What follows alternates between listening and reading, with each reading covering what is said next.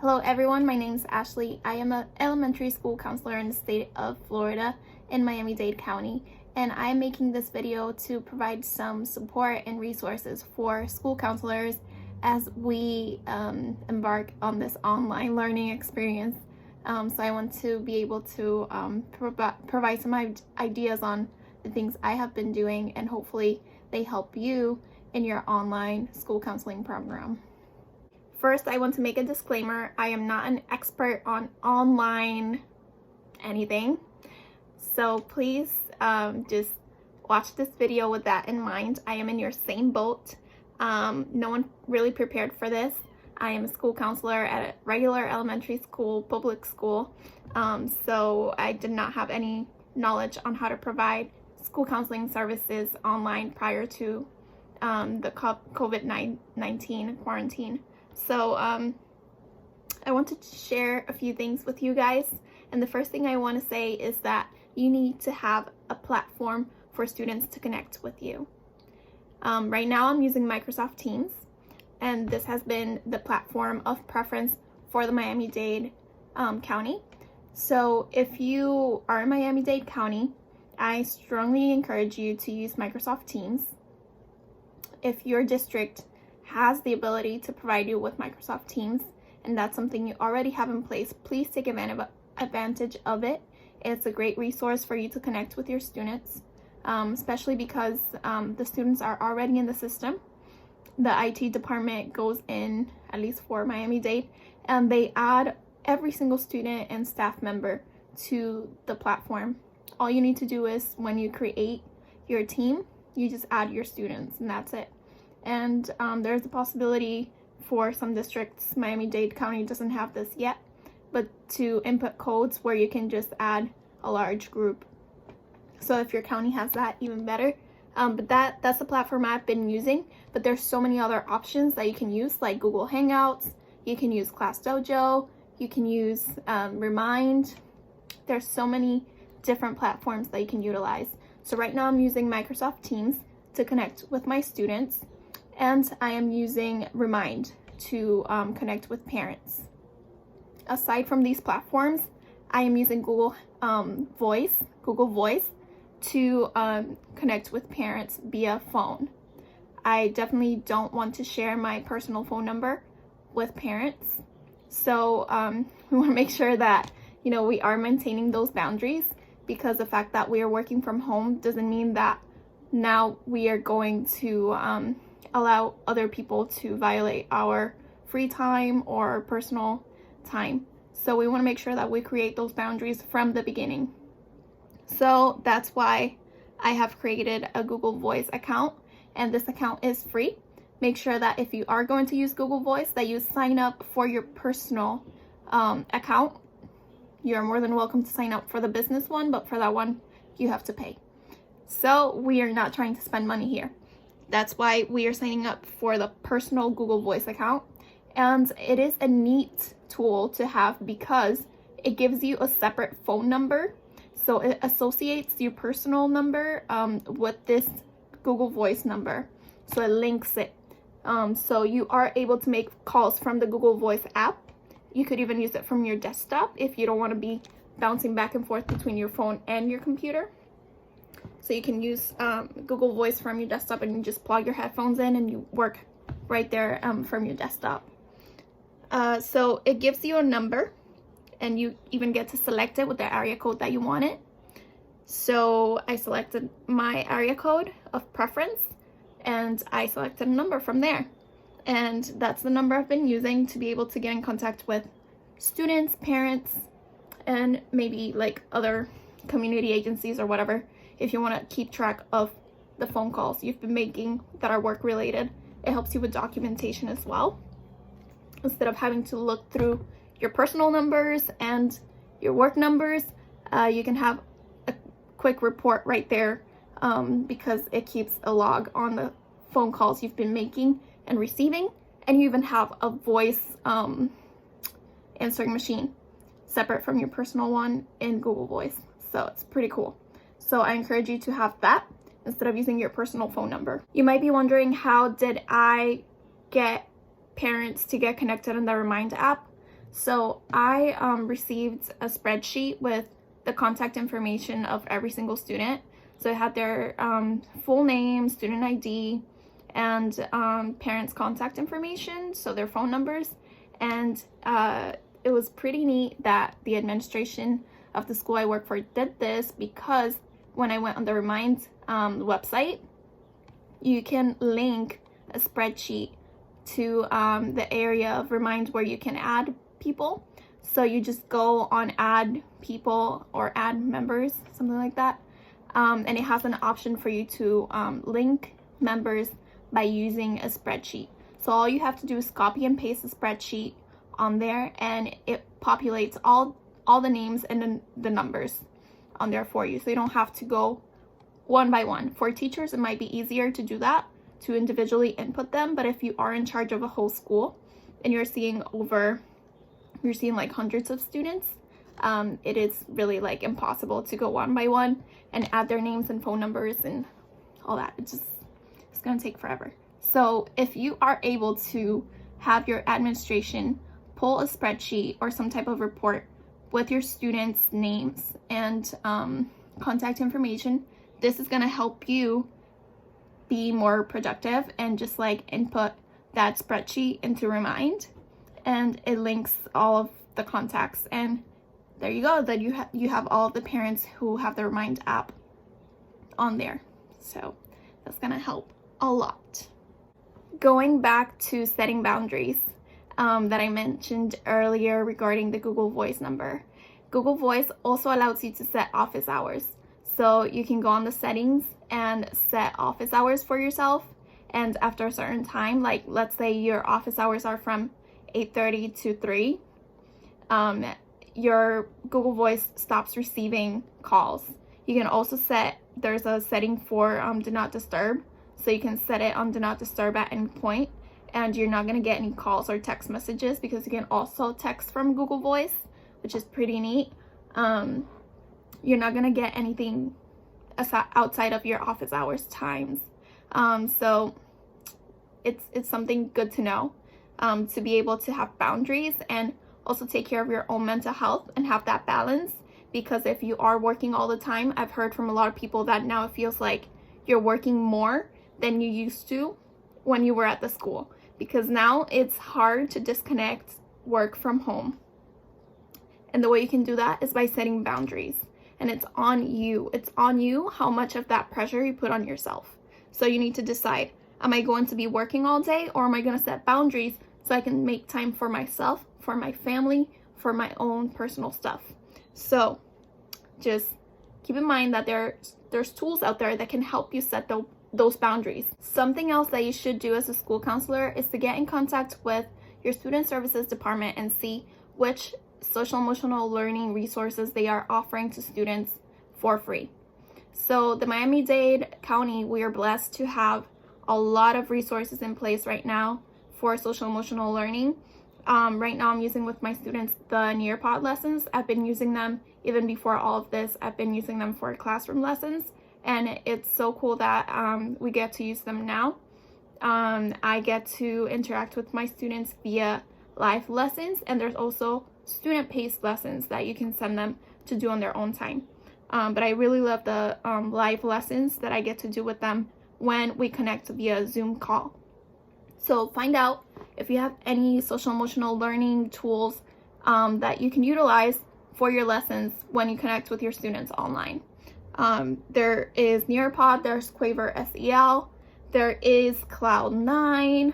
There's so many resources out there, even Go Noodle for them to do mindfulness and just like exercises for them to be able to focus and get brain breaks and things like that. So just do your research and see what is available to you and use it. Like, take advantage of it. If there isn't any available to you via your district, like maybe you can send an email out and suggest your administration or your student services department to invest in some of these resources, because the social emotional mental health of your students is very important, and without them being mentally and emotionally stable, they won't be able to function in their academics the way they could. So just present it to your administration in a way that they will see how this is very important and that they should invest in a resource like one of these that I've mentioned earlier. Something really exciting that I've been able to put in place for my students is to create a virtual incentives program. And ever since I was able to connect with my students on Microsoft Teams, I started thinking of ways on how can I take advantage of this tool, right? Because there's so many things you can do once you are connected to your students. So I decided at my school, we already have an incentives program for PBIS, positive behavioral interventions and supports. So because we already have that at the school, it was easy to kind of translate it into a virtual system. So we have been recognizing students that have been performing well in their online learning, that have been getting connected, that have been completing their assignments. And I have been making videos daily to recognize those students. So teachers send me names via email, and they send me a blurb on why the student is getting a shout out. So what is something that they've been doing that they should be recognized for? So I've been making these videos, and we're, just make them really fun for the kids to look at, and, they really look forward to it. They really enjoy that, verbal recognition, and affirmation that they are doing a great job. And, whatever you can do to keep your kids going is gonna pay off. And as a school counselor, you're that person they go to for, advice, for ideas on how to do better. So if you can just reassure them that they're doing great, it's gonna mean a lot to them. So just think on, what kind of incentive program can you put in place for the online learning experience? What is something doable that you can do for your school? It doesn't have to be anything crazy. Like making a 2-minute video every day and posting it on your platform is not crazy, and the teachers send you referrals. So it's not like you're reaching out to the teachers or whatever. Like teachers are actually really into sending the referrals out. So just collaborate with your teachers and see what you can do to continue motivating your students and engaging them in online learning. Aside from making the shout out videos, I've also been making weekly school counseling updates. So here I provide some motivational content, whether it is a story or a quote, and just inspire them with something at the beginning of the video. And then I go into some updates regarding school counseling or any school updates that they need to be aware of. Like kids have a lot of questions and they need to know what's going on. A lot of them are wondering, do we have state testing? Are we going back to school? When is this gonna end? Am I gonna be able to see my teacher again? They have a lot of questions. So if you can ease some of that anxiety, just find a way to do that. And I find that just having a weekly update on questions that they have, it's helpful. So I encourage you to do that. And usually what I do is I upload them on YouTube and I put them private. So only the people who have the link can see the videos, because sometimes we're sharing student names and whatever. So you want to make sure that you're protecting their privacy. And then I share the link on the Microsoft Teams website or the Microsoft Teams page. Now, how do I get these questions? How do I get kids to ask questions? Aside from them being able to post on Microsoft Teams, I have created a Google Forms.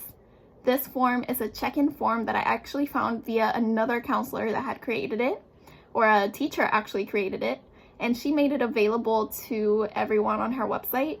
And I can put it on the link here so you can use it. I don't know this person wherever she is. I'm so grateful because it's an awesome idea to check in and check out with your students every day.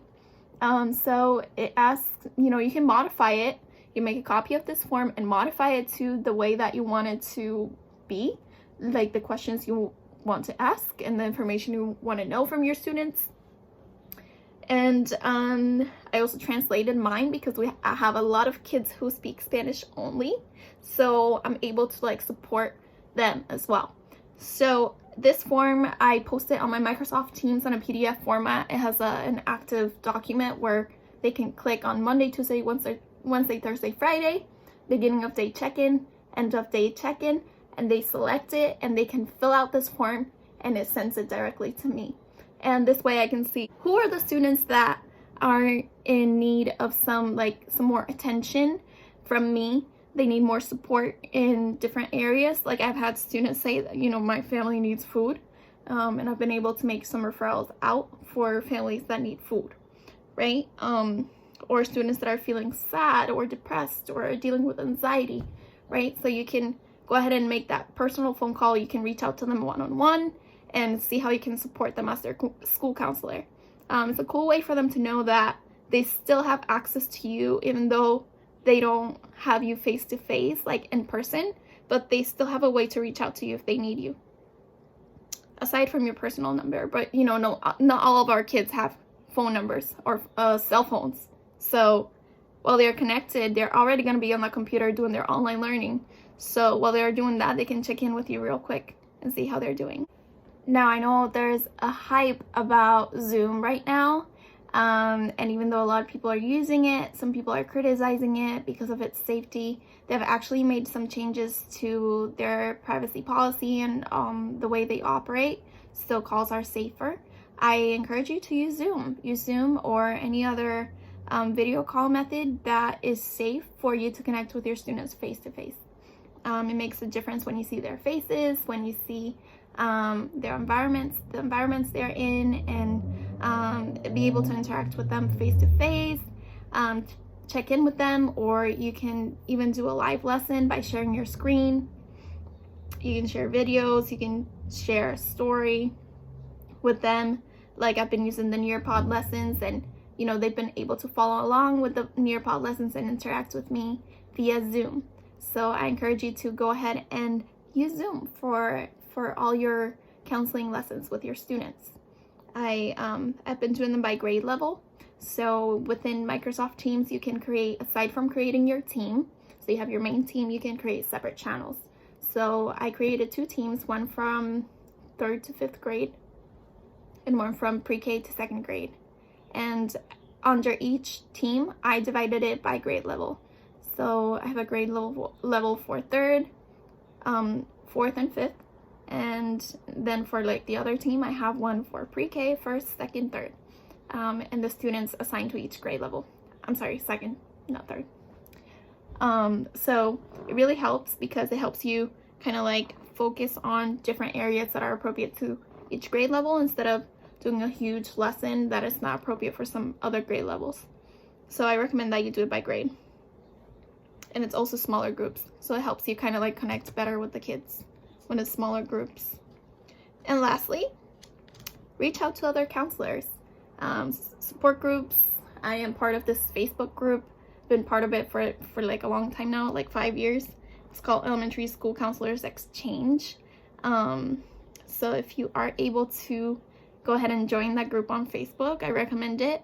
Every time I have a question or concern, I post it on there, and they've been super helpful. I don't know these people in person, but they've helped me a lot, and a lot of the resources that I've used and ideas that I've had come from them inspiring me. So it's a pretty cool group, and I recommend it. It's Elementary School Counselor Exchange, and I can put it in the description below so you can have access to it.